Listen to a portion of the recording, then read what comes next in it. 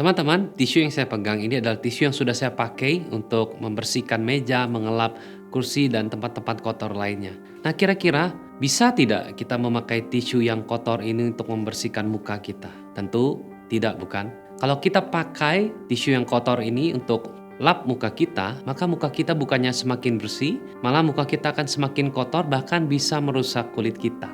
Yesaya 64 ayat 6. Demikianlah kami sekalian seperti seorang najis, dan segala kesalehan kami seperti kain kotor. Kami sekalian menjadi layu seperti daun, dan kami lenyap oleh kejahatan kami seperti daun dilenyapkan oleh angin. Itulah mengapa jika kita berusaha untuk membenarkan diri kita di hadapan Allah dengan perbuatan kita yang tidak sempurna, maka bukannya menjadi makin benar, kita akan menjadi makin terlihat kotor. Kenapa?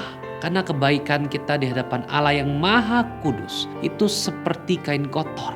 Ada banyak kekurangan dan ketidaksempurnaan di dalamnya. Itulah alasan mengapa di dalam kekristenan ditekankan keselamatan itu didapat bukan karena perbuatan, tetapi keselamatan itu kita dapat karena anugerah Allah oleh iman kepada Yesus Kristus. Tuhan Yesus Kristus telah menanggung dosa kita di Kalvari, dan Dia bukan hanya mati bagi kita, Dia juga bangkit pada hari ketiga setelah Dia mati, yang kita rayakan di hari Paskah, dan kita bersuka cita atas kemenangan ini. Efesus 2 ayat 8. Sebab karena kasih karunia kamu diselamatkan oleh iman, itu bukan hasil usahamu, tetapi pemberian Allah. Kalau begitu, apakah kita tidak perlu berbuat baik, tidak perlu beribadah, cukup beriman saja? Iman yang benar akan menghasilkan buah yang baik. Jadi jikalau kita mengaku beriman tetapi kita tidak menghasilkan buah yang baik, maka kita sedang berdusta. Setiap anak Tuhan yang punya iman sejati, pasti mereka berbuat baik, pasti mereka setia beribadah,